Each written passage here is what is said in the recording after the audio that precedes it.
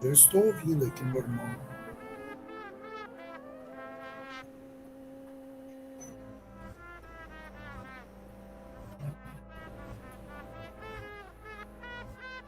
Eu sei por quê. Agora sim.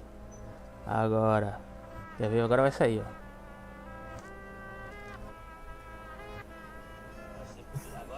Agora. O meu microfone estava mutado. Então, repetindo pela quarta vez que eu estava mencionando, aqui a gente foi convidado a participar aí de um congresso por outro grupo, né? Um congresso rizomático, deleuziano, cartográfico, né? E a gente criou essa célula aqui para discutir algumas questões, né, da nossa participação, nossa possível participação ou não, e como a gente integraria essas relações, né, nossos conhecimentos teóricos, né, para fazer organizar aí um mini congresso nosso aí da nossa célula, né, Gap Filosófico, Távola Redonda, Filosofia para Psicólogos, junto com o BitBem, Moeda Social Virtual e com Gabriel aí também que estuda Foucault, e tem discutir como é que a gente integraria aí essas questões, né, como possivelmente a gente poderia integrar. Quem estiver assistindo aí, tiver interesse de participar aí da nossa célula, pode participar também, que eu mando um link aí em inbox. A gente não vai demorar muito hoje, porque eu estou inclusive cansado. Eu estava fazendo uma transmissão no canal sobre política, né? No outro nosso canal que eu tenho com a Ana Castro. Mas eu gostaria de ouvir vocês, qual é a sugestão que vocês têm? Como é que tu pensa em integrar essa questão da economia, Ricardo, diante de uma perspectiva filosófica que tem uma intervenção social, que de certa forma dialogue com as nossas abordagens filosóficas no sentido minoritário. Minoritário, diga-se de passagem, né? No sentido interventivo, social, no sentido de quebrar paradigmas, né?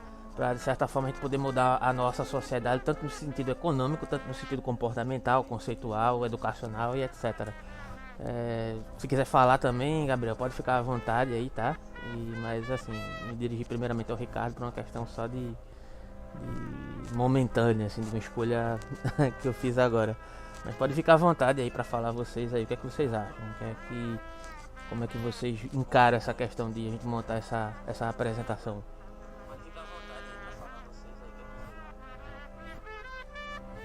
Gabriel, Ricardo. Por mim, Ricardo pode falar primeiro, depois eu falo. Olha, a minha área não é tanta teoria assim, sabe? Eu estou bastante envolvido na manutenção de uma situação real, vamos dizer, de empresa, para que os projetos que a gente está trabalhando junto possam ter uma segurança jurídica, vamos dizer assim, né?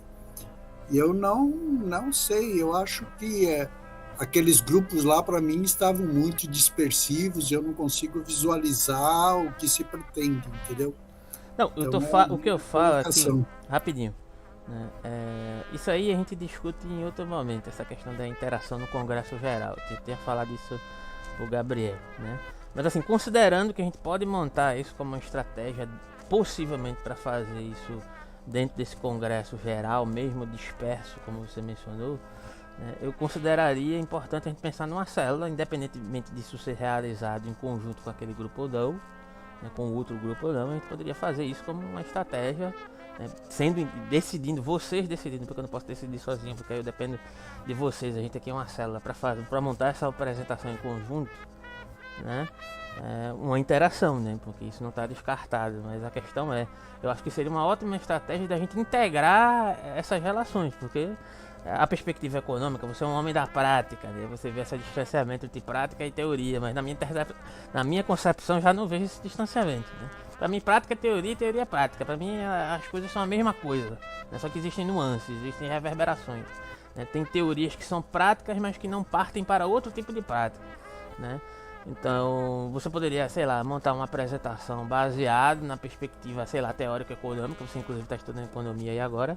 E a gente poderia conversar para adaptar isso, não necessariamente adaptar, porque não precisa ser uma coisa coesa, entende? Uma apresentação, mas é só para mostrar, assim, fazer uma vitrine geral, diga-se de passagem, da nossa célula em relação ao que a gente oferece de conteúdo no canal, o que é que a gente traz também mediante a sua própria interpretação, no sentido prático e no sentido teórico, diga-se de passagem, entende?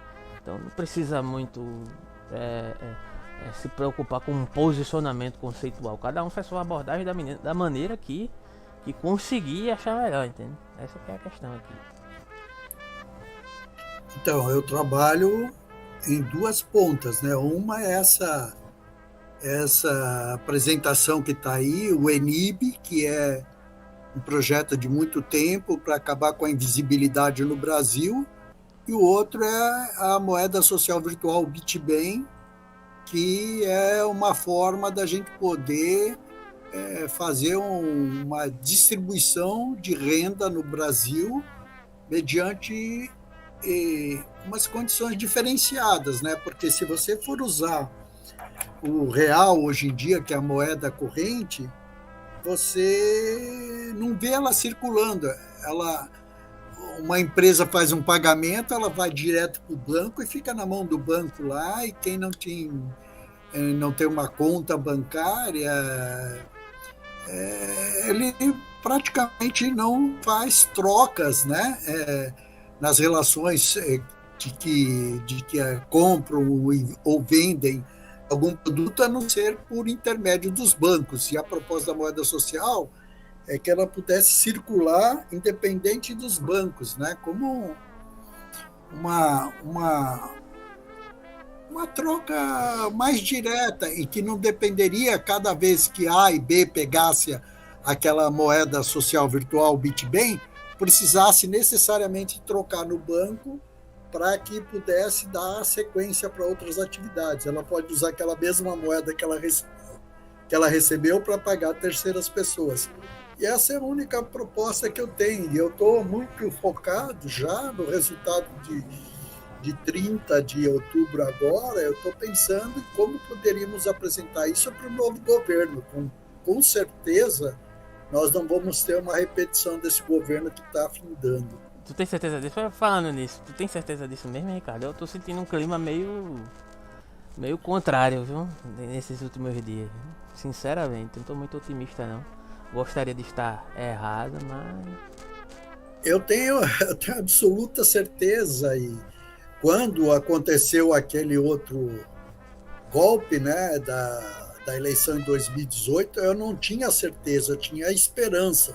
Mas dessa vez eu não tenho esperança, não, eu tenho a certeza. E todas as apresentações, o que você ouve falar na rua, embora eu trabalhe num ambiente predominantemente aqui na Baixada Santista, em Santos, onde que é a cidade que eu moro, trabalho, vamos dizer assim, eu moro do lado de São Vicente, os bolsonaristas estão todos quietinhos, entendeu? Quem está na incerteza e na esperança de ganhar alguma coisa são eles. Eu estou na certeza mesmo. E da última vez que teve a eleição em 2018, o Bolsonaro, com 11 milhões de novos eleitores, o Bolsonaro somou 1.800.000 votos nos votos que ele já tinha conquistado. E o PT, que 31 milhões de votos tinha conquistado em 2018, somou na primeira leva 26 milhões de votos a mais, entendeu? Isso não é uma aguinha, entendeu? É uma tromba d'água que está descendo. Uma tromba d'água não, mas aquela água que vem da serra, entendeu? Depois de uma chuva lá na serra, que vem arrastando tudo pelo caminho. Eu não tenho a menor dúvida quanto a isso, e eu acho que vai dar uma diferença. Se já foi 6 milhões nesse primeiro momento, vai passar de 10 milhões de diferença, sabe? Mas é um jogo assim meio de gato e rato, entendeu? Os ratos não saem porque eles sabem que tem gato lá fora, entendeu? E eu acho que na hora que eles quiserem sair, já acabou o horário deles, sabe? Já nasceu um novo dia e os ratos não vão poder mais sair. Vai ficar todo mundo preso lá, embretado. Eu gostaria de ter esse otimismo todo. Eu torço para que seja isso mesmo, viu? Torço para que seja. Torço para que meu pessimismo seja um pessimismo exagerado. Mas pelo que eu percebo das próprias pesquisas, e aí entra a questão da pesquisa. Será que a pesquisa tá com a margem de erro próxima da votação ou não tá, por conta do que aconteceu no primeiro turno, né? E é outra questão que me deixa um pouco assim receoso, porque se a margem ela é tão pequena, né, e no primeiro turno houve esse problema de um erro de cálculo metodológico, né? Por mais que se diga, as pesquisas não erraram, na minha interpretação elas erraram, mas isso não quer dizer que elas se tornem incredibilizadas, né? Que elas deixem de ser, de ter métodos que são confiáveis, etc. Isso é outra história. É uma crítica metodológica que não é necessariamente dizer que as pesquisas são falseadas ou falseáveis no sentido intencional, né? Que a questão não é essa. Mas enfim, eu acho que houve um erro de método. Mas é outra história. Se esse erro se repetir agora também, né? Se isso não conseguir ser sanado, né? E se de certa forma Bolsonaro tiver com uma ligeira vantagem ou com uma vantagem, a gente não tiver conseguindo perceber isso agora. O que eu percebo é que gradativamente, né? Essa é uma questão, né, que a gente pode inserir no tema geral. Eu não pretendo ficar muito tempo aqui, pelo menos 1 hora a gente já pode encerrar, né? Não sei se o Ítalo vai entrar, se o Murilo vão entrar. Seria interessante que eles entrassem, porque para eles se adaptarem nessa dinâmica. Mas é o que eu penso que no geral é que a gente pode ter uma surpresa. A gente teve uma surpresa no primeiro turno também, né? Uma má surpresa, né, que foi tirando uma diferença de acordo com que os votos do segundo turno, do Nordeste foram sendo contabilizados, né, mas mesmo assim foi muito apertado. Então eu não sei, cara, eu gostaria de estar com esse otimismo todo que você tá, e tomara que a sua voz se faça como a verdade, porque eu não tô com essa confiança toda não, sinceramente. Eu já falei para você que a verdade é só que a gente aceita, então eu aceito isso e pronto, e não vou discutir. Mas veja só, no primeiro turno, o Bolsonaro não mandou chutar a Santa de Aparecida. Os apoiadores deles que conseguiram vaga e já estão usando de uma certa imunidade antecipada, estão falando que o padre, o arcebispo de Aparecida, é um canalha, estão falando que o Papa não presta, entendeu? Estão falando que as menininhas da Venezuela faz a pessoa ficar com certo clima. Se o Bolsonaro está aumentando o número de votos dele com isso, para mim, eu acho que é uma coisa super tranquila. Mas... Se isso daí está promovendo mais votos para o Bolsonaro, eu acho que a gente não precisa se preocupar com política e vamos ficar junto com aqueles 35 milhões de brasileiros que não estão votando. O pior, Ricardo, é que essa história da pedofilia fez várias pessoas, por mais perverso que isso pareça, né? Infelizmente, isso fez com que pessoas que de maneira velada ou de maneira aberta, porque depois de Bolsonaro nada mais é velado, as pessoas sentem orgulho de serem escrotas, de serem bizarras, né? Elas se identificaram mais ainda com isso e passaram a defender isso, inclusive. Eu não sei se você viu que eu postei a declaração que Xuxa deu. Você chegou a assistir a declaração que Xuxa deu sobre essa questão? É pesadíssima, assim, uma situação assim extremamente melodramática, ela falando, e teve um bolsonarista que chegou lá para comentar, para pormenorizar de maneira aberta. Então, se você não tiver percepção dessas coisas que estão acontecendo com a mentalidade do brasileiro do modo geral, eu acho que você corre o risco de perder certos aspectos da realidade política brasileira, sabe? Então, eu não sei até que ponto isso realmente queimou o filme de Bolsonaro. Eu acho que a questão da igreja, assim, né, foi uma coisa mais grave do ponto de vista religioso, né?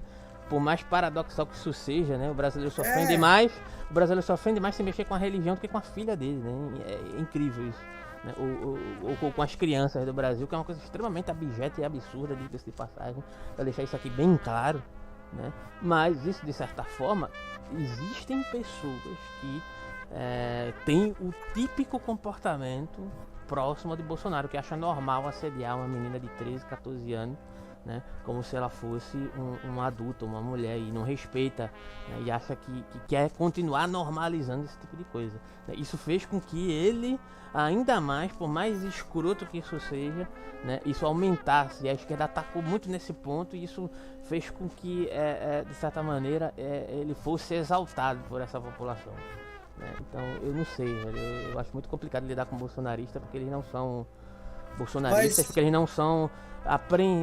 Você não consegue apreendê-los pelo ponto de vista racional, não. sabe? Sim, mas esses que estão elogiando o Bolsonaro pedófilo já votavam no Bolsonaro. Não é uma pessoa que não votava no Bolsonaro porque ele falou que ele era pedófilo e pensava como pedófilo, vamos dizer assim, que nem bem disse o Lula, que veio um voto novo para ele. São os mesmos votos dele, entendeu? Ele subiu de 2018 até agora, né, até 2022, ele subiu em 11 milhões de novos eleitores, ele conseguiu 2 milhões, 9 milhões ficaram contra ele já. Destes novos, dos antigos, nós já vimos, dos antigos, tirando os 9 de 16, 15 milhões vieram junto dos antigos com o PT, sabe? Com a coligação do PT. Então, eu já falei, o Gabriel também já sabe, você também já sabe, essas pessoas não param no supermercado para falar isso, entendeu? No supermercado eles só falam assim, o Lula é ladrão, o Lula roubou, entendeu? E só, eles não falam o que o Bolsonaro fez porque eles não têm coragem de falar, porque, na verdade, ele não fez nada, não fez universidade, não fez distribuição de renda no Brasil, não fez nada. Acho que alguém levantou a mão aí, não foi? Levantou a mão, Gabriel? A única coisa que o Bolsonaro fez foi comprar 51 imóveis em valor em espécie, né, em dinheiro vivo, e aumentou o patrimônio da família dele e dos outros generais, sabe?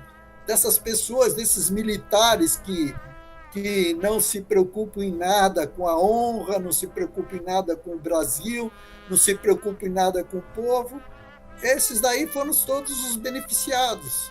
Então, eu quero ver que esse número não aumenta. É o mesmo número de 2018, só que houve um acréscimo de 11 milhões a mais nos eleitores de 2018. E nisso ele não conseguiu levar a metade. Para ele estar ameaçando, desses 11 milhões, ele teria de ter levado pelo menos a metade. Levou só 2 milhões. Então, os novos eleitores vieram com 2 milhões para ele e 9 milhões para o PT e para o Lula, né? E para os aliados. Eu não sei, eu não tenho tanta certeza que é uma base fixa que não pode crescer. Eu acho que tem outros fatores que podem influir, mas o que Gabriel quer falar? Pode falar, Gabriel.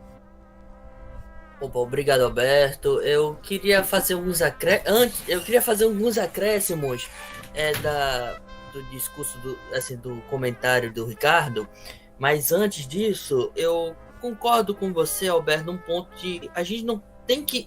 Eu acredito que isso não é uma ciência exata para apontarmos com total certeza e convicção, assim, de que realmente é isso. Os números, para mim, podem variar em inúmeros fatores. Claro que a gente pode encarar uma avalanche, uma tsunami de vários fatores que pode não só influenciar, como intervir na variação das pesquisas. Não sei se dá para entender o meu ponto de vista. Dá para entender, sim.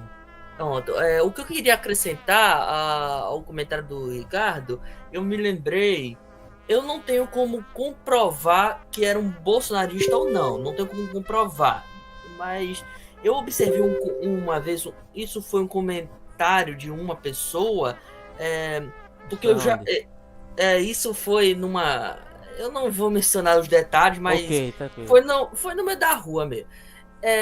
Mas eu vim reparando isso também na internet, porque menciono, Lula ladrão, não sei o quê, mas... E assim, eu não votaria. Eu ouvi uma pessoa falar que não votaria do Bolsonaro, porém, ele não gosta do Lula. Ele fala muito disso. E ele falou que o pessoal fala muito que ele o Bolsonaro é xenofóbico, racista, homofóbico, não sei o que. Assim, todo tipo de xingamento que a gente pode. Xingamento imaginar. Não, né? Assim, é o que ele é. Pronto. Eu mencionei de xingamento para resumir, mas tudo bem, eu entendo.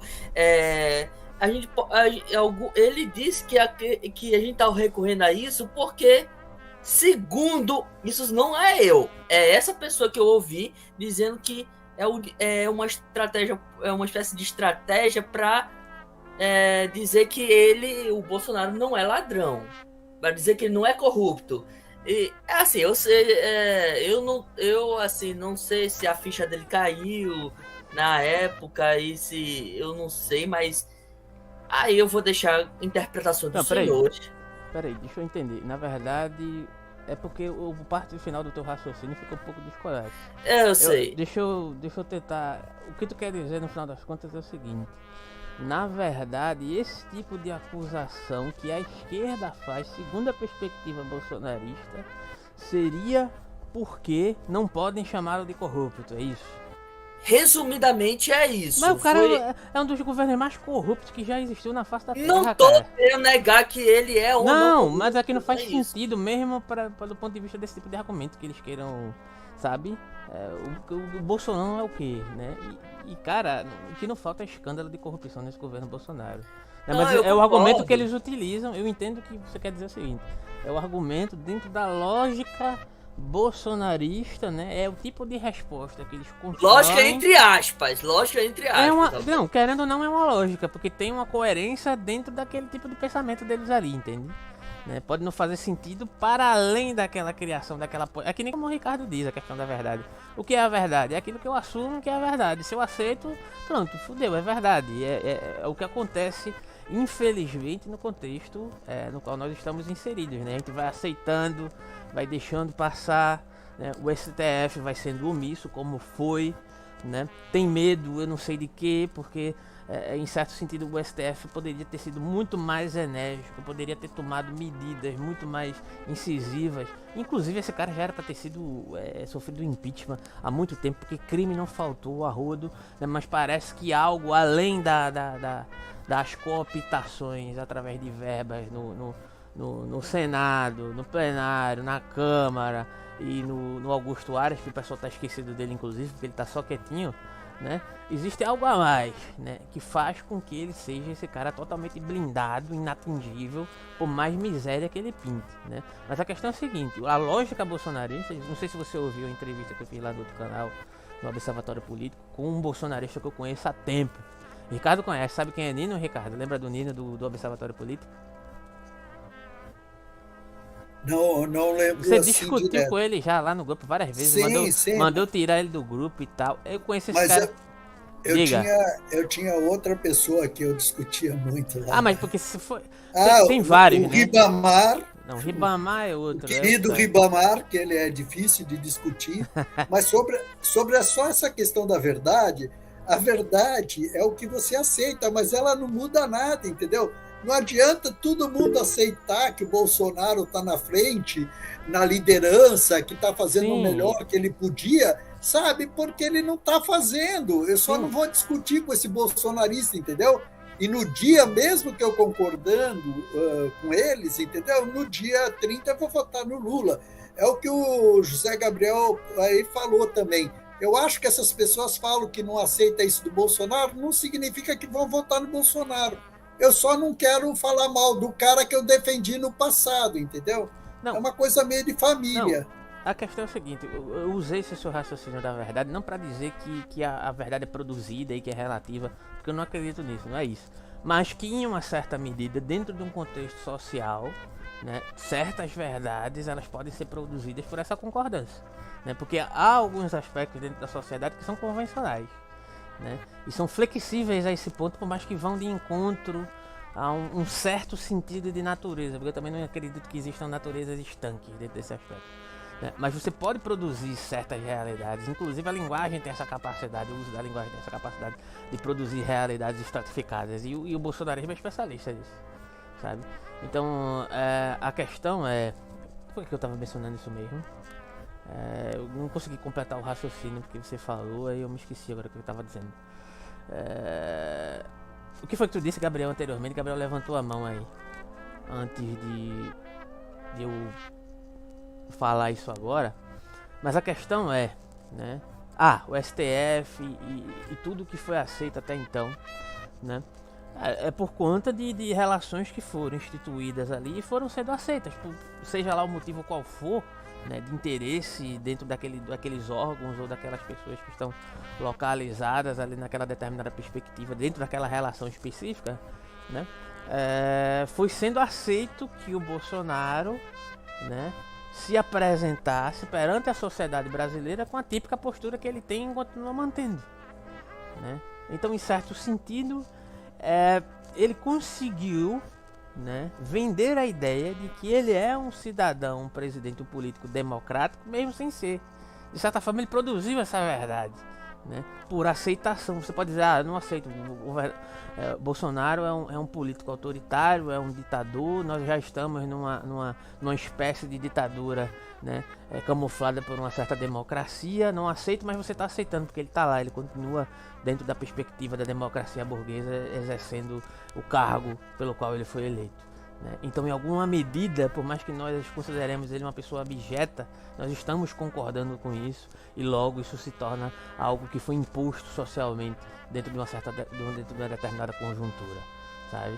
Então, existem relações, né, de produções de verdades que podem produzir realidades, né? O estado de alienação inclusive uma forma de produzir realidades assujeitada a uma ideologia maior que se impõe, né, que está ligada a essa perspectiva da democracia burguesa, neoliberal, e esse discurso conservador ligado a esse tipo de extremismo de direita, né, que se reafirma agora nesse determinado contexto. Mas, de certa maneira, eles produziram uma realidade que agora nos desafia, né? Porque, em certo sentido, o Brasil está dividido, né, por uma certa percepção cultural que é muito mais ligada à realidade prática, né, à realidade de fato, e uma outra metade ligada a uma realidade produzida, mas também que é uma realidade que tornou-se realidade porque ela está aí presente. Entende o que eu quero dizer? O Gabriel quer falar. Fala, Gabriel. Eu queria até na verdade, eu queria acrescentar, complementando uma questão assim, porque sobre essa questão da verdade que foi mencionada por vocês. Eu me lembrei que como você sabe que eu estudo Foucault, e eu estava lendo um dos cursos do Foucault, e aí, em geral, um dos cursos que eu leio é o Governo dos Vivos.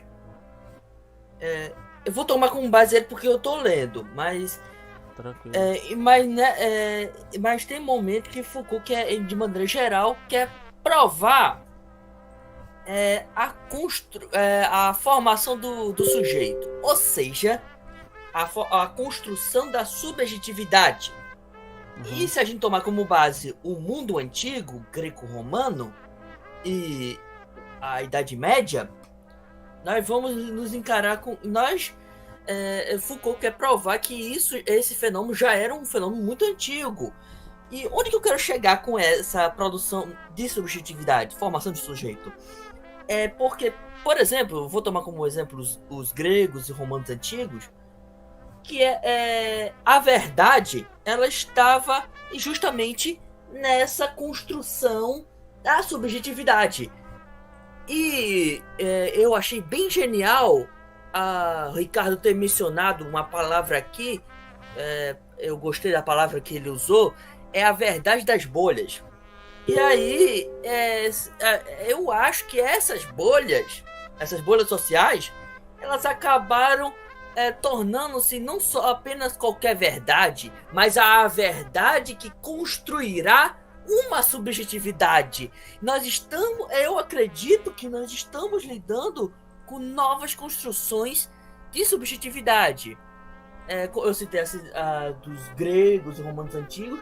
Na Idade Média a gente vai ver a construção da subjetividade cristã, e a nossa era atual, com impacto principalmente das mídias sociais, a gente está encarando verdades que têm a intenção de construir sujeitos. Talvez esse sujeito bolsonarista, a construção desse possível sujeito bolsonarista, entre aspas, pode ser fruto dessas verdades, independente se elas sejam a questão não se trata dessas verdades serem verdadeiras ou falsas, mas sim onde essas verdades tomadas pelo indivíduo vão moldar a subjetividade deles. É isso, eu queria complementar. Foi uma coisa que eu queria complementar mesmo, tal.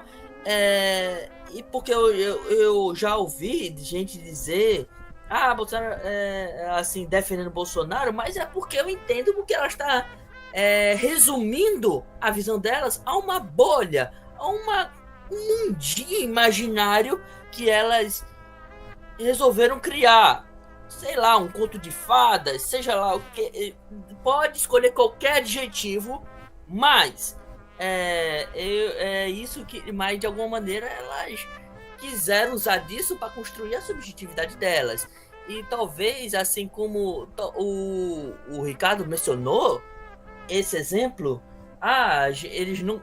Talvez seja para defender essa. Como foi, Ricardo, que você falou, defender. Eles não querem passar vergonha, alguma coisa nesse sentido. Eu não me lembro as palavras que você usou, mas é nesse sentido que eu queria trazer. Sim, eu falei no sentido dele falar que o Bolsonaro não é ladrão, porque quando eles votaram no Bolsonaro em 2018, é porque eles achavam que o Bolsonaro ia continuar com o mesmo apartamento que ele tinha, não ia comprar mais 51 apartamentos, entendeu? Então, como eles não querem entregar que fizeram errado, é a mesma coisa que nem um casamento que não deu certo, entendeu? Você brigou com a sua mãe para casar com uma pessoa que a sua mãe não gostava. No final deu errado, você não vai falar que a sua mãe estava certa, você fala, minha mãe cuida de mim, entendeu? Você tem vergonha disso.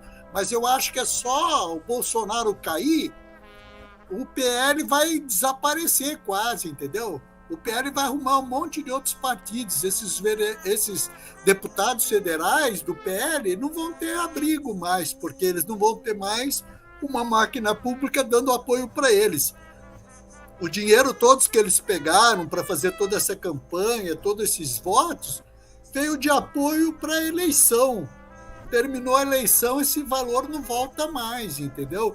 E se eles não tiverem como governo federal alimentar orçamento secreto e tudo mais, isso vai acabar, tenha certeza disso, eles vão desaparecer também, vão mirrar. Eu trabalho muito, desde os meus 14 anos, eu sempre cuidei de jardim, eu tenho um jardim dentro da minha casa, que é um apartamento, entendeu? Você, às vezes, pode matar uma planta por dar água de mais ou água de menos, eles vão secar. Eles vão secar porque esses daí morrem por água de menos, entendeu? Se eles não tiverem uma fonte que desvie dinheiro para eles de várias formas, eles morrem, eles murcham. Então, o que eu acho interessante de tudo isso que vocês falam, e aí é justamente o ponto onde a gente pode utilizar isso para nossa apresentação da célula, né, como um tema geral, é a questão subjetividade, ou intersubjetividade, como eu gosto de chamar, porque eu acho que intersubjetividade fala mais sobre um sujeito que se apega às suas próprias fantasias de maneira unilateral, que está muito ligado ao que o Gabriel falou agora há pouco, e está muito ligado também com o seu projeto interventivo, o EPA Economia Participativa, com a moeda social virtual, né? Porque em certo aspecto isso são nuances da mesma moeda, uma produção de assujeitamento por alienação econômica e cognitiva, diga-se de passagem. E aí tem vários pontos, vários autores que a gente pode relacionar com isso. Gabriel estuda Foucault, eu estudo Hegel, Nietzsche, Heidegger, e de alguma maneira todos esses filósofos e economistas, como o próprio Marx também era um grande crítico dessa questão, mas não só Marx, os próprios economistas liberais podem dar, digamos assim, aparato teórico para poder a gente utilizar isso dentro de um determinado contexto. Eu acho que vale a pena a gente utilizar essa questão, a ressignificação da intersubjetividade em relação à concretude econômica. Pode ser um tema interessante que pode perpassar aí essa apresentação de célula. Eu acho que o Ricardo levantou a mão, pode falar, cara. Então, eu fiz aquele desenho lá, né, descobrimentos e encobrimentos, e para mim, todas essas relações pessoais, nós três aqui, por exemplo, estamos numa relação pessoal de subjetividade, mas quando a gente fala em quem que a gente vai votar dia 30, ou a gente revela ou a gente não revela, tudo bem, a gente já não está mais falando de um ponto de vista de subjetividade, sim de uma organização, sabe, que vai além das subjetividades. Só que neste ambiente pode ser que eu eu me identificando com vocês dois, né? Alberto, né? E Gabriel e eu, por exemplo, pode ser que o Alberto, por exemplo, votasse no Ciro, o José Gabriel, só para provocar, votasse no Bolsonaro e eu no Lula, mas como a gente tem uma subjetividade entrelaçada, ou seja, a gente está trabalhando sobre uma base de conhecimento, ou seja, mostrar o que se sabe fazer. Para mim, conhecer é mostrar o que se sabe fazer. A gente não vai discutir uma parte que vai ultrapassar nossa subjetividade, entendeu? Só que eu achei bem interessante que o Gabriel aproveitou, subiu na minha bolha e saltou lá para o outro lado. Essas bolhas, elas não estão no lado daquele meu desenho que eu fiz, da subjetividade. Essas bolhas são uma coisa objetiva, sabe? Um grupo de WhatsApp de bolsonarista não é uma subjetividade, mas é uma organização que tem essa característica que o José Gabriel falou. É um sujeito bolsonarista, que na verdade não é um ser humano, é uma projeção de um mix de Cuidado, gente que você vai ser cancelado, vão te chamar você de eugenista, viu? Cuidado. De gente que não sabe o que vai fazer, entendeu? Então ele pega um pouquinho de mal de cada um, sabe? Eu sou um cara que observo a natureza muito também. Tem uns certos... Eu não conhecia esse... Rapidinho, Gabriel colocou a referência aqui, livro Governo dos Vivos. Esse eu não conhecia, não. Vai lá, prossegue. Mas tem um tipo assim de um siri, né? Um caranguejinho assim, que ele vai colocando um monte de folhinhas em cima dele e ele parece uma planta, sabe? Então esse sujeito aí bolsonarista, ele é um monte de coisas que ele vai recortando. Falou isso aqui, ele gostou, tem um contexto de verdade, porque um grupo todo que mas todo mundo não é um pouco conhece. Assim, não? Oi? Todo mundo não é um pouco assim? Sim, todo mundo é um pouco assim, mas quando você consegue perceber que a gente é assim, você consegue ver quem é assado, entendeu? Eu entendi. Eu acho que é que nem aquela história, tá? Quando um cachorro... Eu me lembro, porque você já sabe que eu tenho 72 anos. Um cachorro para no frente daquelas máquinas de grelhar frango, sabe? De assar frango. O cachorro deve pensar assim, eu estou vendo uma televisão, é muito bonita, mas eu não vou conseguir comer esse frango. Entendeu? E ele fica com aquela puta sensação de uma certa satisfação. Eu vou comer mentalmente aquele frango. Pronto, o bolsonarista com a classe burguesa, diga-se de passagem. Ele fica se sentindo uma coisa que ele não é, porque o Bolsonaro já falou mais de 50 vezes, né? Que preto se mede com arroba, sabe? Se pesa com arroba. Ele não tem menor respeito. Por mulher, ele acha que ser mulher é uma fraqueza, por negro, sabe?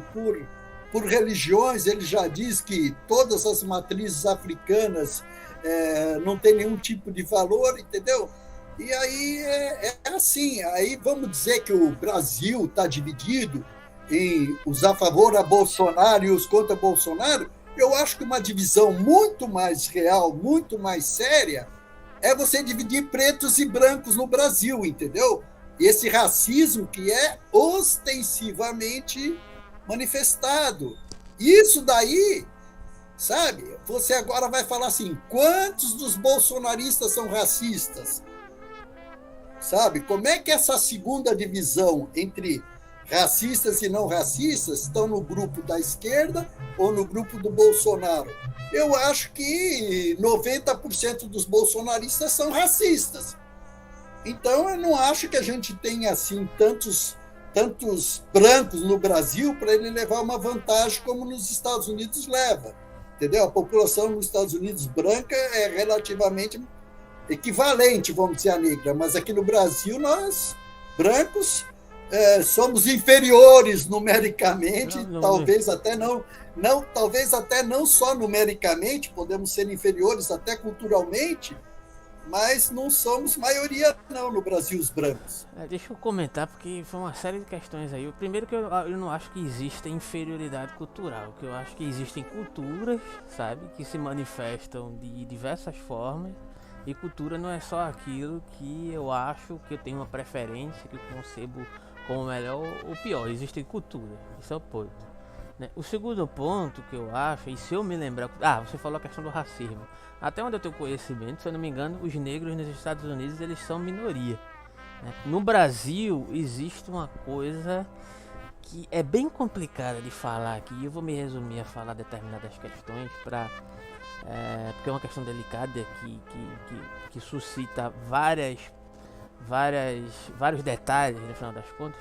Mas que é um processo de não reconhecimento do povo brasileiro dentro do mesmo processo análogo ao que o bolsonarista passa com a classe burguesa. Existe uma parte da classe burguesa que se justifica enquanto bolsonarista, porque para ele tanto faz quem é que está no poder, e ele vai continuar usufruindo dos benefícios que são cunhados das classes dominantes de quem tiver no poder. Então para ele pode apoiar o Bolsonaro porque Bolsonaro pode ganhar, e amanhã ele pode simplesmente fingir que nada aconteceu e sentar no colo de Lula, né? Ou de qualquer outro político. São as classes que se justificam por pura perversão e prazer de estar no poder simplesmente por estar, né? De usufruir das benéficos financeiras. E existe o bolsonarista que sonha em ocupar esse lugar. Por que eu estou usando esse exemplo?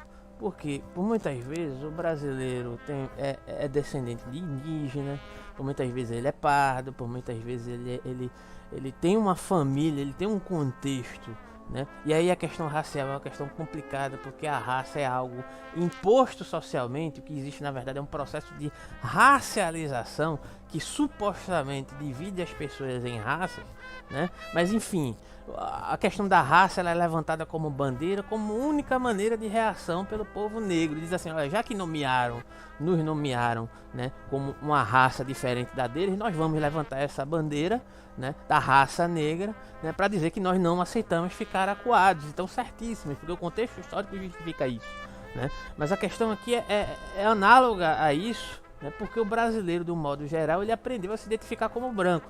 Não sei se você assistiu Bacurau. Algum de vocês aí assistiu Bacurau? Eu não assisti. Assistiu, Gabriel? Nem eu assisti também, não. Assistam. Tem uma parte, né, que tem duas pessoas que são do Rio Grande do Sul. Peraí, vai dar spoiler? Não, eu vou ter que dizer, porque é o meu exemplo, vai quebrar o meu exemplo aqui, né? Que tem alguns caçadores que vão para a cidade de Bacurau caçar nordestinos, né? Como se fossem animais. E é uma questão bem paradigmática com o presente, né? É algo que acontece, né, em determinadas nuances no contexto atual, inclusive, né? Para eliminar esses nordestinos, né?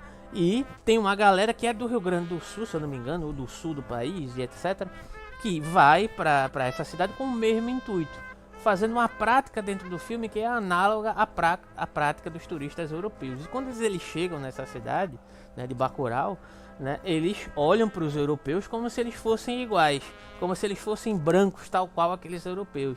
Só que os europeus olham para eles, né, e eles dizem uma frase que eu acho que vocês já viram por aí no Facebook sendo compartilhada, né? Então vocês são parte desse povo, vocês são brasileiros também. E eles dizem: não, nós não somos como eles, nós somos brancos, somos mais como vocês, né? E aí os europeus começam a rir, a gargalhar: vocês são brancos, né? Entende o que eu quero dizer? É parte desse mesmo processo que você diz de um não reconhecimento do seu próprio contexto cultural, né?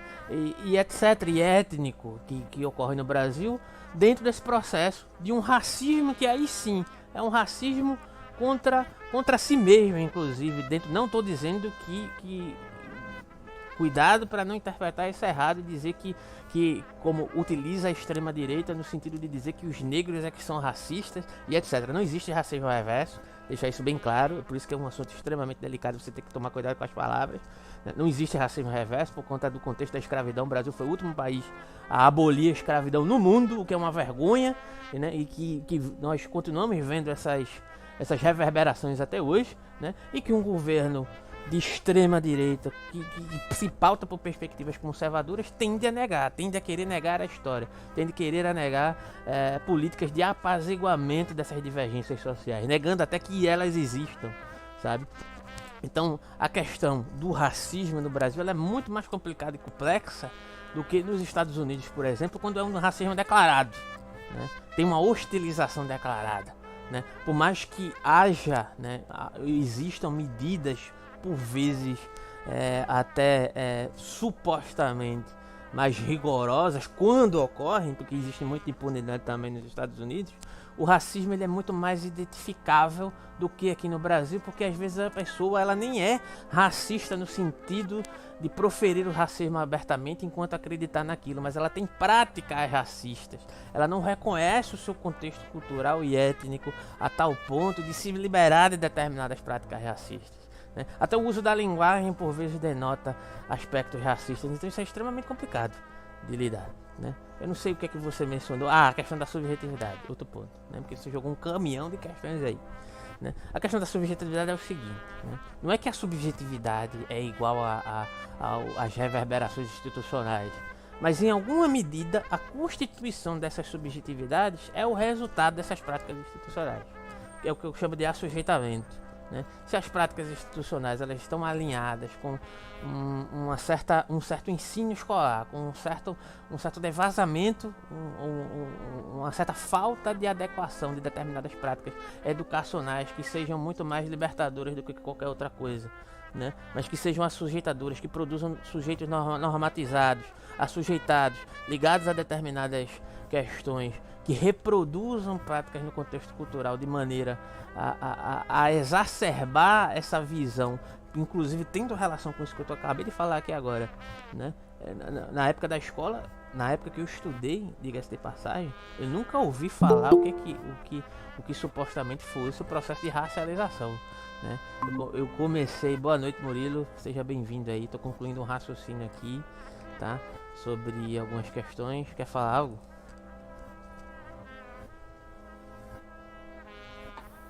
Boa noite a todos. Enfim, né, eu estou concluindo um raciocínio aqui sobre subjetividade e instituições e como essas instituições reverberam na produção das subjetividades, e isso é devolvido para a cultura, para as práticas econômicas, para as práticas de certo sentido, né, de evitar que certas questões sejam, como a desigualdade, elas sejam diminuídas, e que envolve questões econômicas, inclusive, que envolve uma questão de percepção do outro, né, que tem a ver com o que Gabriel estava falando sobre o Michel Foucault. Então, existe uma certa maneira, né, que se produz uma determinada subjetividade que não é só responsabilidade de quem a constitui, mas que também é cultural, que faz parte de um seio familiar, né, que se constitui à luz de uma determinada tradição, que é fomentada dentro de um aspecto social. E nesse sentido, o que faz parte são as instituições enquanto escolas, é a própria mídia, enfim, são as universidades, né? É o ambiente no qual você vive que constitui de certa maneira essa subjetividade, que no final das contas a subjetividade é uma mera ilusão. O eu é uma ilusão no final das contas, porque o eu é muito mais essa estratificação a um sujeito coeso, né, que vê a sua vida como se fosse algo solipsista, né? Enquanto uma relação específica de certas benefícios que eu tenho que buscar para mim e não para o outro, ou então no máximo para minha família e para os meus próximos. Só que tudo que a gente faz em uma determinada medida dentro do contexto social influi, né, nessa constituição cultural, né? Você não pode ver o resultado disso hoje ou amanhã, né? Mas anos e anos de negligenciamento de uma produção subjetiva que almeja um certo cuidado de si da subjetividade enquanto não estratificação, ela vai resultar exatamente nisso aí que a gente está vendo aí agora, né? Nessas, já eu vou dar a palavra. Primeiro eu acho que eu vou deixar o Murilo falar um pouco, não sei se ele tem alguma coisa para complementar, se ele quiser complementar ele pode ficar à vontade, falar um pouco sobre isso, né? O Gabriel, né? Senão você fala, Ricardo, que em certo sentido tá ligado justamente a isso que a gente se propõe a quebrar aqui, né? Por que a gente não quer mais o capitalismo? Porque o capitalismo é fator de assujeitamento, por que a gente propõe uma moeda social virtual? Porque isso vai de encontro a uma determinada prática que é econômica, social e que pode quebrar um certo paradigma de alienação que é proveniente do status econômico, que não é só psicológico, não é só cultural, é econômico também, tem a ver com o contexto no qual nós estamos inseridos, sabe? Então tudo isso faz parte. Então eu acho que do ponto de vista conceitual, que eu não vejo a questão conceitual para além da questão prática, né? Esse é o ponto que eu quero trazer para as nossas apresentações na célula, né? Se a gente for produzir de maneira independente ou em relação com aquela outra coletividade lá que nos convidou e ainda estamos decidindo, sabe? Então tudo isso está interligado. Não existe subjetividade sem pensar uma real coletividade. E para pensar uma real coletividade é necessário pensar outros modos de subjetividade, entende? Então não é simplesmente pensar a subjetividade como algo coeso, né? Mas como uma massa de modelar, né? Que pode ser modificada, né? Só que às vezes é um pouco tarde, né? Para fazer determinados moldes dentro de determinadas subjetividades, talvez seja, né? Mas em alguma medida a gente consegue mudar algo, mudar alguns comportamentos, né? Por mais calejadas que estejam essas subjetividades. E é preciso ver isso com urgência, pelo menos na minha interpretação. Inclusive a própria psicologia, por vezes, quando se propõe a fazer uma cura, né, ou a curar o sujeito para devolvê-lo para essa própria sociedade, ela faz um desfavor, faz muito mais um desfavor do que uma desconstrução saudável, né, para um sentido coletivo, né? Mas, assim, se o Murilo tiver alguma coisa para falar, né, ele pode falar, senão o Ricardo já pode ir falando aí, fica à vontade. Eu tenho algo básico para falar, né? Tem a respeito da limitação do eu em relação ao coletivo, porque a sociedade ela caminha como um coletivo, só que ela se segrega nessas bolhas de eus. E essas bolhas de eus elas são bloqueadas como uma espécie de estrutura. E isso tem relação com o inconsciente maquínico, né? Mas eu diria que não é um pouco menos profundo do que o inconsciente, porque essa maquinação toda ela não é inconsciente, ela tem consciência. Então eu diria que ela é uma maquinação subconsciente. E essa maquinação, ela é estruturada a partir de símbolos. A partir de símbolos que direcionam o inconsciente, né? Então nós temos o inconsciente como se fosse a energia que move o nosso corpo. Então nosso corpo é como se fosse um aparelho elétrico, só que biológico. E a energia que move esse corpo, ela é pura como a eletricidade. Então ela não tem uma direção específica. Ela é simplesmente uma força bruta, que pode ser canalizada e pode ser direcionada. E o que faz essa direção está ligado exatamente à forma de culto, ou usando uma palavra que chame menos atenção, a cultura. Está baseado na cultura de um coletivo. Então, um corpo coletivo, como uma sociedade, eu diria que é uma consciência, só que uma consciência um pouco mais submersa em relação ao indivíduo. Só que o indivíduo em si, ao inverso, também já é uma consciência submersa em relação a essa consciência coletiva. E o que impede com que os indivíduos presos em suas bolhas consigam ultrapassar essas limitações de si mesmos está baseado neste culto, no culto que é a cultura de determinada sociedade. Por exemplo, a nossa sociedade capitalista, ela tem uma cultura no qual as coisas precisam ter um preço para que este preço, então, possa ser utilizado para ganho pessoal.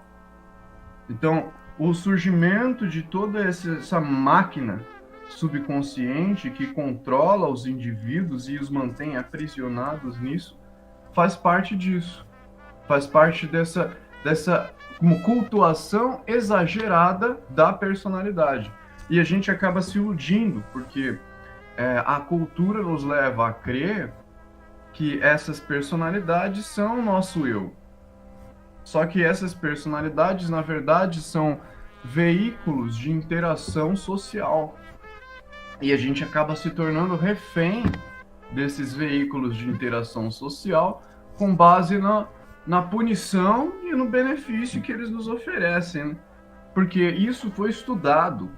Isso é, como eu disse, é maquínico, mas não é só inconsciente. Porque o inconsciente, ele está mais próximo de uma energia pura, eu diria.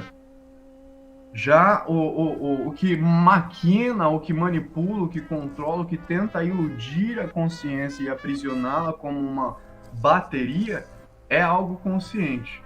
E esse algo consciente vem sendo planejado há muito tempo, principalmente... Pode falar. Tá aberto aí o microfone, Ricardo. Deixa o Murilo terminar. Oi, não, eu estava falando aqui, desculpa, não vi que o microfone... Termina o raciocínio, Murilo. Tá muito interessante. Então, essa maquinação que vem do subconsciente, ela já vem sendo planejada e estudada, só que ela vem sendo trabalhada por indivíduos que não têm plena consciência do que fazem, né? Então, por exemplo, a psicologia comportamental, que trabalhou muito com essa questão de punição e recompensa. Então, nós temos vários e vários psicólogos seguindo essa cultura. E eles acreditam estarem se fazendo uma coisa baseada no seu individualismo, né? Na sua vontade individual. Só que, ao seguir uma cultura, eles estão seguindo um circuito. E esse circuito é o circuito que está baseado nessas personalidades subconscientes. Então, a gente tem a noção de estar agindo de forma isolada, de forma individual, mas toda a linguagem que a gente recebeu, toda a partir da nossa cultura, já faz parte de um circuito, né? E o nosso maior bloqueio, nossa maior barreira é conseguir desestruturar essa maquinação para que ela seja reconstruída de uma forma mais consciente, ou seja, mais autônoma pelo eu. Porque o eu em si, ele não é algo individual. O que se torna individual em si é a persona que o eu veste, saca? E acho que o ponto que eu quero chamar a atenção nesse momento é esse, que não se trata do eu em si, porque o eu, se você pega o eu, em palavra em inglês, eu, e você junta vários eus, você tem o I, nós. Só que o I, se você inverte, vira me, de eu. Assim como o meu corpo ele é composto por um sistema. Meu corpo é composto por várias células, vários átomos. E esses átomos, eles são vários eus. Eles são várias entidades. E o que difere um átomo do outro? São todos iguais, todos possuem próton, elétron e nêutron. A única diferença entre eles é carga energética. Ou seja, a carga de fluxo do inconsciente que move a personalidade. A única coisa que vai variar é essa carga, né? Acho que o que eu queria apontar era isso mesmo, por enquanto. Acho que o Ricardo quer falar. Vai falar, Ricardo? Acho que o Ricardo vai falar, Ricardo. Então, tudo bem, eu concordo com o que o Murilo falou, é exatamente isso, e essa é a minha briga. Antes, Murilo, o Alberto estava falando que o problema da fake news é que o STF teria deixado passar muitas coisas. Porra, mas quem é o STF, na verdade? Vamos dizer que o STF não vale nada, que nem falam os bolsonaristas? Não é a questão. Mas pergunto, o que esse tal de Nunes Marques, ou esse tal de André Mendonça, com 48 anos, os dois, eu estava pesquisando aqui na internet, o que esses caras entendem de justiça? Não entendem porra nenhuma de justiça. Porque as primeiras coisas que eles fizeram lá no Supremo, com o meu 5º semestre da Unicinos, eu não faria. Já começo a tomar atitudes totalmente polêmicas e sentando em cima de processo já e dando a favor disso aqui, a favor daquilo ali, contra outras coisas, entendeu? Então, quando eu falo das subjetividades e eu vejo também uma linha dessa, que nem o do Murilo, sabe? Se as pessoas que estão para administrar a justiça, os operadores de direito, não sabem nada de justiça e também não sabem nada de verdade, o que eles vão estar fazendo lá? Só que quando eles entram na representação, vira uma coisa diferente, que é o lado organizacional da sociedade, vamos até abstrair o Estado, mas o lado organizacional da sociedade está dividido entre as subjetividades e o Estado, por outro lado. Então, quando o Bolsonaro chega lá e está fazendo um discurso de 7 de setembro, ele poderia estar falando como representante de um cargo que ele foi eleito com uma maioria de pessoas que quiseram votar. Mas na hora que ele chega lá e faz um comentário dizendo que pintou um clima porque ele viu umas meninas bonitinhas e, por acaso, né, elas eram venezuelanas, porque se fossem umas meninas bonitinhas e chinesas, eu duvido que ele fosse se atrever a falar isso, entendeu? Ele não está falando com um lado organizacional da sociedade, ele está falando da subjetividade dele. Então, nisso daí, ele abre frente direto. Eu não aceito, eu não respeito, e eu tenho todo o direito de falar. Não é o presidente da República que está falando que pintou um clima. É o cara que foi eleito, está lá e representa um monte de gente que não tem nenhum respeito pelos outros e pela sociedade e que acha que falar bobagem é uma coisa que impressiona. E os que gostam de ouvir bobagens ficam impressionados e falam lá mito, mito, mito. Imagina só, no dia 7 de setembro, se o presidente de uma nação vai se dirigir para as pessoas que estão assistindo um momento histórico e sem muito valor, né? Porque o Brasil não se tornou independente até hoje, sabe? E aí ele fala imbrochável, imbrochável. Esse cara, no mínimo, é um louco, entendeu? É que nem diz o Murilo aí, é uma idolatria mesmo, um culto à personalidade, e uma personalidade totalmente deformada, porque ele não é uma pessoa poderosa, ele não é uma pessoa artista, ele não é uma pessoa harmoniosa, ele não é uma pessoa amorosa, ele não é uma pessoa que sabe alguma coisa da vida. É um cara totalmente vazio, mais que a montagem, como diz o Murilo, né? Desse aparato. O que aconteceu aí nessa briga toda do André Mendonça? Esses dois caras aí, a gente vai ter de rezar para que Deus dê um fim neles, porque senão eles vão ficar aí no STF até o ano 2047. Tu imagina só? Imagina só o que o Brasil vai ter de ouvir desses dois ministros colocados lá por uma negociação de gabinetes, entendeu? De pagamentos de orçamentos secretos e não tão secretos assim. Uma troca de favores. Nós tivemos, então, a eleição para 2 ministros do Supremo Tribunal Federal com 48 anos de idade, vão ficar lá a eternidade. Foi um golpe mais ou menos que nem fez o Moro. Abriu mão de ser juiz, agora vai virar senador por 8 anos, entendeu? Ele trocou um negócio por outro, agora ele vai poder puxar o saco do Bolsonaro de novo, porque ele não depende mais do Bolsonaro e o Bolsonaro começa a depender dele. Era por aí, mais ou menos. Sim, só para reforçar uma questão que o Murilo colocou, né, que eu acho fundamental e tem a ver com isso que você coloca aqui também, né,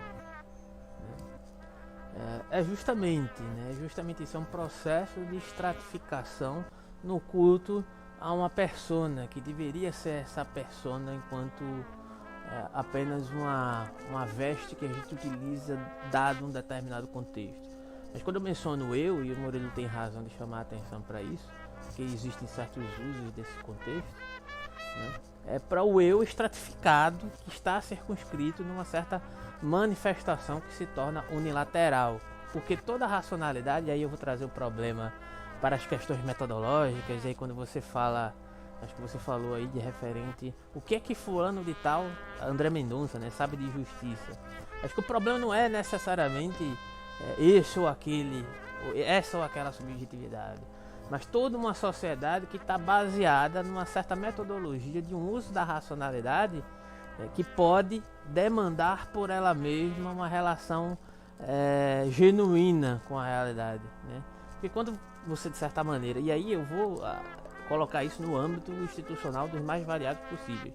Desde o direito, que para mim já é extremamente problemático, porque ele nasce como fruto desse ímpeto de dominação, né? E não tem como você, é como você querer domesticar o capitalismo. Ou você acaba com ele, ou ele acaba com você. A mesma coisa é o direito. É lógico que você pode, dentro do direito, utilizar, né, fazer dentro do direito, né, situações de justiça, se utilizando dessa instrumentalização. Isso pode ser feito, mas não quer dizer que o direito se confunda enquanto uma metodologia idônea, né, de aplicabilidade racional, porque toda racionalidade é constituída de um determinado construto no seu contrário de irracionalidade. E é isso que por muitas vezes, na verdade por muitas vezes não, de um modo geral, a gente não tem um mínimo conhecimento, um mínimo uso crítico dessas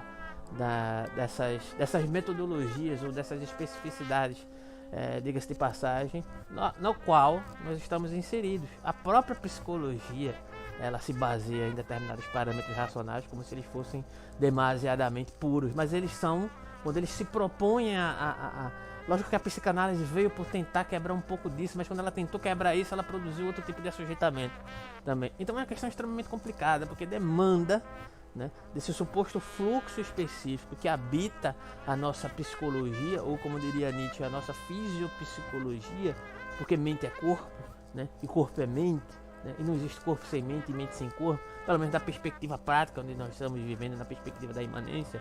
Isso não quer dizer que se você não possa ser cristão, acreditar no além-mundo e etc, né, mas por vezes quando você se perde em um sentido de alienação por um além-mundo, você entra no ramo de um tipo de fantasia que não é necessariamente uma fantasia simbólica, né? Porque a fantasia simbólica é outra coisa. A fantasia simbólica ela demanda esse reconhecimento das especificidades do fluxo libidinal, né? Enquanto essa movimentação que é o próprio fluxo de vida e de saúde, né? Porque quando você se permanece unilateralizado, né, mediante uma determinada projeção de vida ou de uma construção subjetiva, né, você, de certa forma, mesmo que você não saiba disso, mesmo que você não saiba do que se trate isso, você tende ao extremismo, você tende a atropelar os outros, você tende, né, a entrar em uma desarmonia com o contexto de uma real individualidade.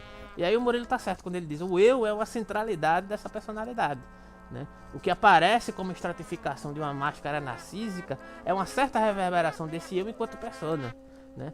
Mas a gente aprende a ficar centrado nessa persona do eu, que é um impulso, diga-se de passagem, na verdade, característico, né, da nossa constituição, né, como se fosse, né, a centralidade da nossa personalidade. E não é. A centralidade da nossa personalidade é a constituição geral, né, do que nos construiu, que tem a ver com corporeidade, que tem a ver com racionalidade, mas tem a ver com a cultura da época no qual nós estamos inseridos. E é isso que a gente esquece. É que a gente esquece, não, a gente sequer menciona, a gente sequer concebe isso, né? E atentar para essa centralidade dessa personalidade, desse real eu, né, é entender, né, que esse eu é individuação, como diria Jung. E por que é individuação? Porque ele está relacionado com o contexto, né? O eu ele não existe no sentido primordial, enquanto esse suposto, diga-se de passagem, essa suposta personalidade que aparece dentro de um determinado contexto. Então o que é que acontece, né? E não é só na extrema direita não, cara, que acontece isso não. Acontece também nos movimentos políticos de esquerda, sabe? Por vezes, eu não vou citar nomes aqui, mas tem contextos de esquerda que pretendem se apresentar como desconstruídos e repetem processos de unilateralização psicológica ou fisiopsicológica muito parecidos com o bolsonarismo, né? Porque estão unilateralizados, estão com o fluxo preso no oposto daquilo que aparece no consciente, né? Quando eu manifesto, quando eu me unilateralizo no consciente, eu também me unilateralizo no inconsciente. E aí eu passo a ter comportamentos adoecidos, né? Dos mais variados, diga-se de passagem, autoritários, né? Eu passo a não reconhecer o outro como uma participação da mesma realidade que a minha, né? E aí você diz, quando você fala, e aí, quem é que vai tirar esses caras daí? Só Deus, né? Só Deus. Mas o que é Deus nesse contexto imanente? É a própria realização da história de todos esses processos. Então quando você diz só Deus vai tirar ele daí, né, é só o próprio processo histórico que pode, diga-se de passagem, mudar o paradigma, né? E não depende necessariamente dos sujeitos, mas de toda uma construção institucional que a algum momento vai chegar ao seu esgotamento, entende? Então, infelizmente, talvez a gente não consiga mudar muita coisa, mas é necessário pelo menos a gente pensar sobre essa questão da subjetividade como reverberação das nossas práticas institucionais. Isso sim é importantíssimo, é fundamental. Isso passa pela economia, passa pela moeda social virtual, passa pela investigação do Murilo, que é muito interessante, sobre a perspectiva do ocultismo, como eu interpreto assim, né? Como essa investigação do ocultismo enquanto uma prática da imanência, né? E o Gabriel estudando Foucault e eu transitando por todas essas áreas da filosofia. Eu acho que a gente tem muito a construir no sentido de fazer uma integração, né, para essa célula, mesmo que seja só aqui no nosso canal, ou se a gente quiser posteriormente, né, pensar se há uma possibilidade de a gente participar lá do congresso lá daquele outro grupo. Mas depois a gente conversa isso mais em reservado. Era isso que eu tendia a colocar. Então eu acho muito interessante, né? E aí, só para retomar um contexto da esquerda, às vezes a esquerda, quando se pretende ser desconstrucionista, né, ela termina produzindo certos assujeitamentos, ela se torna uma policialesca da linguagem, né, o que também é outro tipo de processo de unilateralização. Você percebe aqui que eu faço um esforço, por mais que às vezes eu entenda que vocês usem termos que eu não entendo exatamente daquele modo, eu acho que são aplicados para outras coisas, ou existe uma comunicação que cria algum ruído, eu faço um esforço para integrar aquilo num sentido para além da perspectiva da linguagem, né? Num sentido mais primordial do que a linguagem, porque a linguagem é estratificadora por excelência, né? Diga-se de passagem. Então ficar preso a sentidos linguísticos, de certa forma, também é se unilateralizar, né? Lógico que a gente tem que se preocupar com o mínimo de coerência da linguagem, mas se isso não for possível, dentro de um determinado contexto que a gente tá problematizando aqui, a gente tem que se adequar para além das perspectivas linguísticas, gramaticais também, né? Pelo menos eu vejo desse modo, não sei se vocês concordam ou discordam. O Bolsonaro faz isso de propósito, e isso não vem só dele, né? Toda a direita tem essa tendência a exagerar no aspecto do rigor. E eu percebo que, especialmente o Bolsonaro, atualmente, ele faz isso de propósito para tentar gerar uma reação emocional. Então, ele paga de louco, ele paga de estúpido, ele paga de pedófilo, ele paga de canibal. Isso tudo que ele está fazendo é uma espécie de teatro mesmo. E esse teatro tem o objetivo de invocar o ódio. Porque invocando o ódio é que você acaba reforçando aquele circuito, reforçando aquele sistema linguístico. Então, é como você gerar uma causa esperando sempre a mesma reação. Gerar uma causa esperando sempre a mesma reação. Só que o que acontece? Essa causa, como um pulso, ele é um pulso tão intenso que gera um efeito muito intenso, ou seja, uma reação emocional muito grande. E essa reação emocional é tão grande que ela acaba fazendo com que a gente se volte para nossos próprios preconceitos. Isso por conta do ódio, por conta do medo, por conta da ira, por conta do ressentimento. Todas essas emoções, como uma vibração, como energia, elas se tornam em um ímã. E esse ímã é que vai atraindo a informação que vai então ser percebida como pensamento. Então, a parte difícil de lidar com essa maquinação é exatamente lidar consigo mesmo. Conseguir lidar com os efeitos que isso causa em nós mesmos. Então, por exemplo, o preconceito. Eu tendo a tentar mostrar o preconceito gigantesco que existe dentro do cristianismo. Só que eu cresci sendo bombardeado por esse preconceito. Então, a minha personalidade já foi moldada com base nesse preconceito. Então, quando eu presencio esse fenômeno que é o cristianismo, automaticamente isso me gera uma reação. E essa reação faz com que eu acabe, então, reverberando este preconceito. De forma oposta, claro, mas que ainda assim é uma onda. É como um pêndulo. O pêndulo vem de lá de um extremo, bate em mim, me joga lá para outro extremo. E aí, quando eu tô lá no outro extremo, a própria gravidade vai me puxar de volta e fazer com que eu devolva a reverberação para o extremo oposto. E assim se torna um circuito de alimentação. Ou seja, o Bolsonaro e a direita se utilizam do ódio das próprias pessoas de esquerda para alimentar a sua cultura. E assim essa cultura se transforma em um culto à personalidade. Por quê?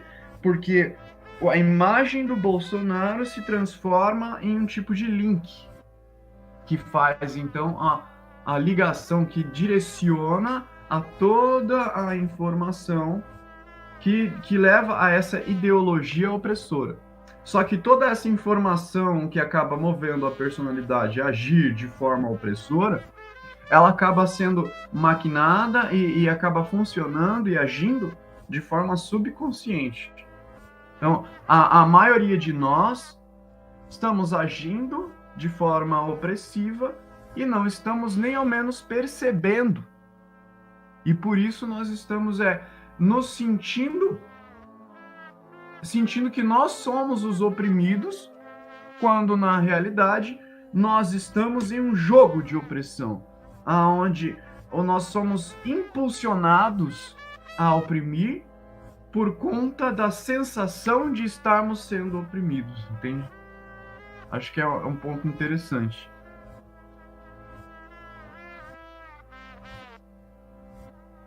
Perfeito, eu concordo plenamente com isso daí. É justamente o que eu quis dizer, só que com outras palavras, né?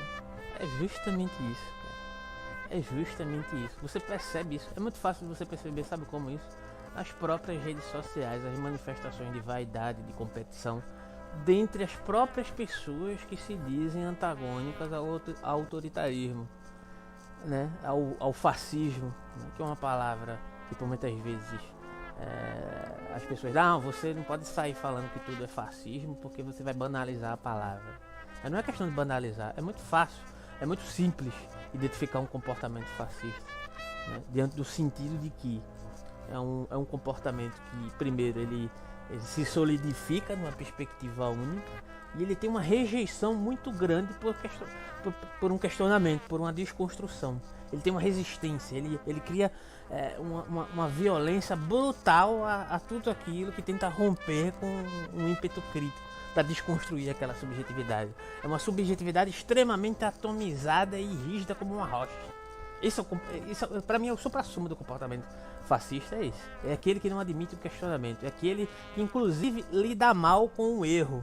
Nossa, eu não posso errar, eu coloquei uma vírgula fora do lugar. Isso é um resquício de comportamento fascista para mim. Porque o que é o erro? O que é a verdade? O que é a produção de verdade em relação a esse contexto semântico-cultural no qual nós estamos falando, né? Será que isso é tão importante quanto primazia, ligado a essa projeção, né, dessa persona que a gente veste por vezes para se relacionar em sociedade? O desafio é justamente se perceber, como o Loureiro disse, né? É se perceber nessa produção do fascista que habita em nós, né? E como ele se manifesta, né?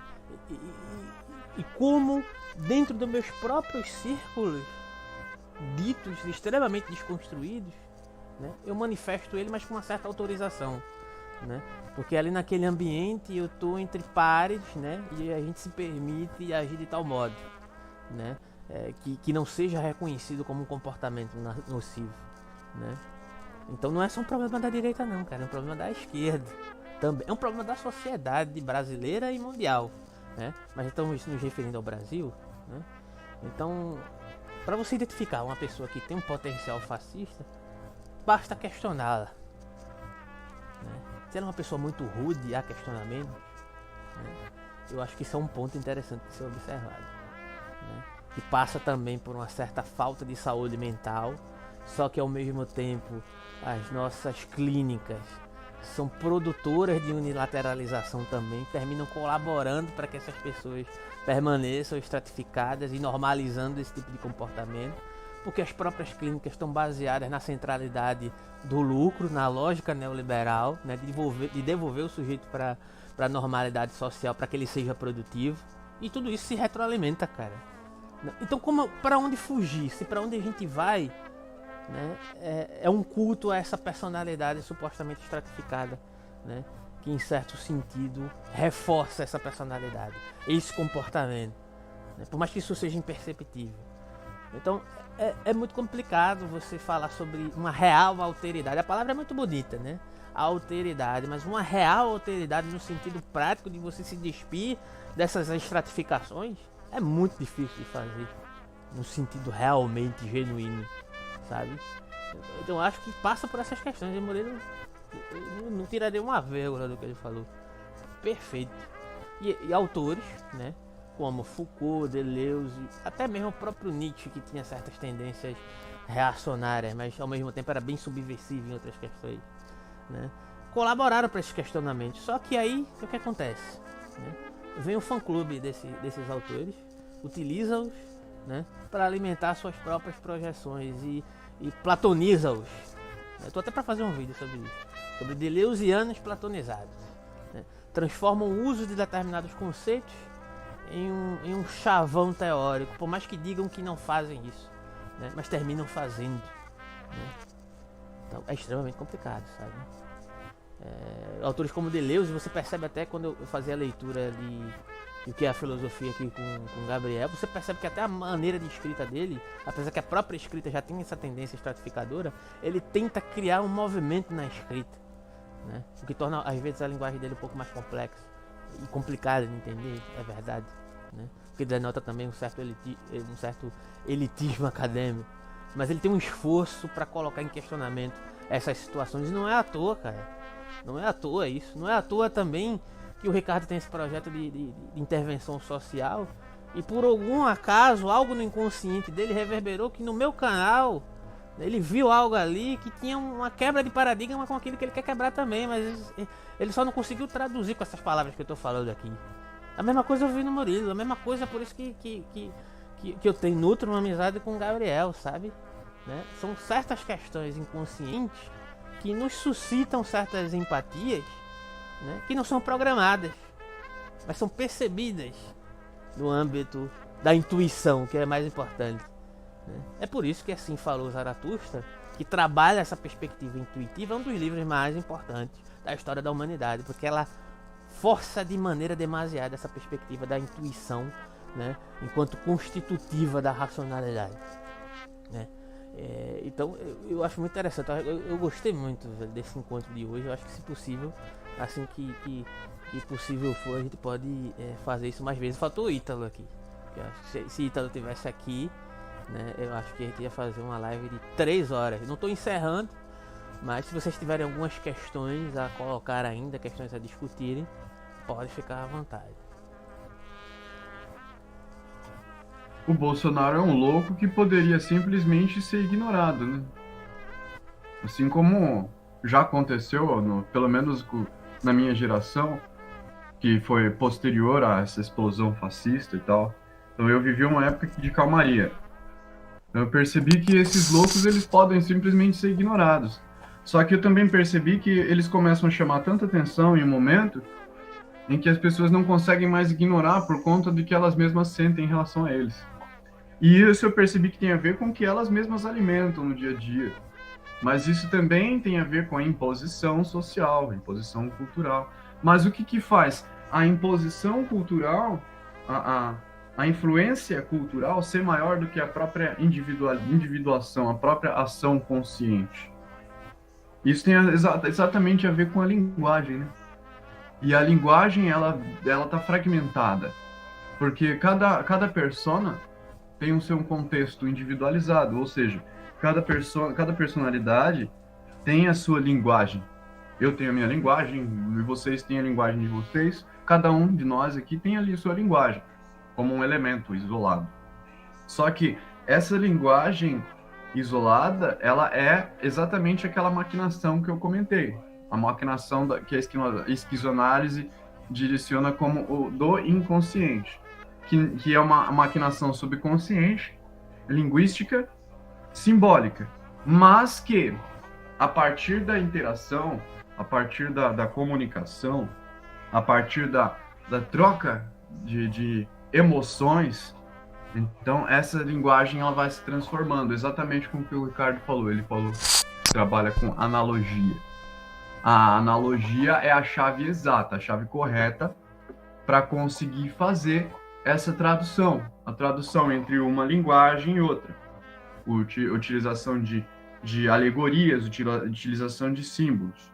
E conforme as diferentes personalidades elas se conectam através da analogia, então elas vão fechando um corpo, e conforme esse corpo se densifica, então ele ganha gravidade suficiente para suportar a influência da cultura, entende?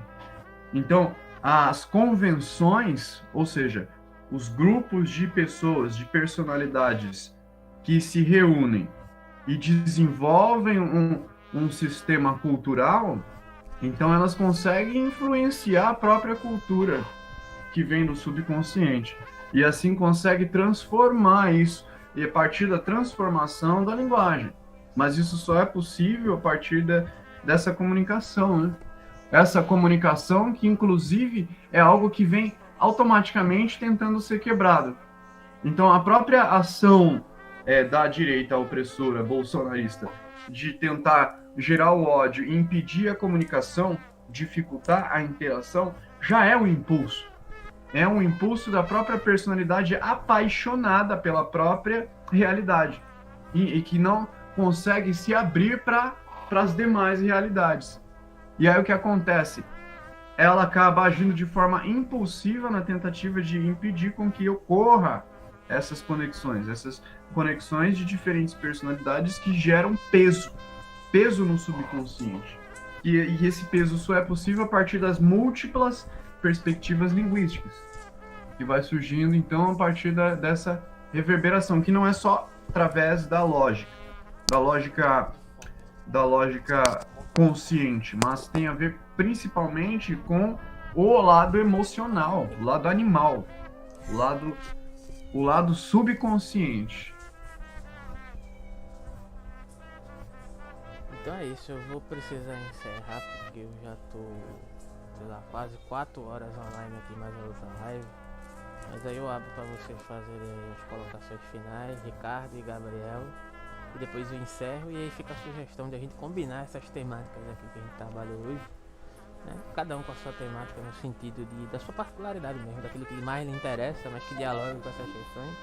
A gente realizar aí esse mini congresso aí nos nossos canais aí simultaneamente. Ok? Vai falar, Ricardo. Agradeço aí ao Gabriel, ao Murilo e a você, Alberto, e as pessoas que estejam vendo essa conversa posteriormente, né?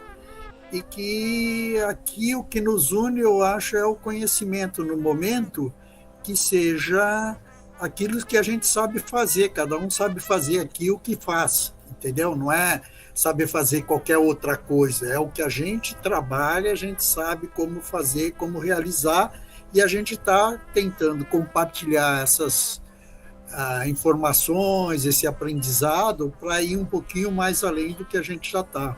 Obrigado para vocês todos, tá? Gabriel. Eu só tenho que agradecer a você e também a presença do Ricardo, do Murilo, por abrir esse espaço para trazer esse tipo de conversa, de conteúdo. Eu espero contribuir bastante coisa, assim, não só da minha formação, mas com conhecimento em geral. E obrigado pela atenção de todos e todas aí que estão nos assistindo. Murilo vai fazer um encerramento, vai falar algo. Agora eu quero agradecer a presença de vocês e vamos levar adiante.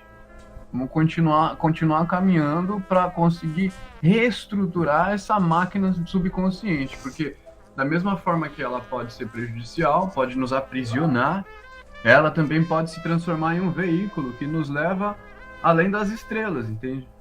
Então vamos continuar trabalhando. Ok, então quem estiver assistindo aí, que for assistir posteriormente, se inscreva aí também no canal do Murilo, que é muito interessante. Tem muita coisa legal que precisa ser trabalhada, que a gente está trabalhando em diálogo aqui, né? Se quiserem também apoiar o canal dele, tem lá também na descrição. Nosso canal também aqui tem as informações aí na descrição, nosso Pix, nosso Apoia-se. Compartilhem e a gente vai combinando aí como é que a gente vai estruturar esse diálogo aí para novembro, a gente realizar esse evento aí, né? Esse mini congresso, né? Dialogando nessas diferentes perspectivas para poder a gente reestruturar essas noções de subjetividade em relação à institucionalidade, né? Nessa ambiência complicada que a gente vive hoje. Então, valeu pessoal, muito obrigado e até o próximo encontro.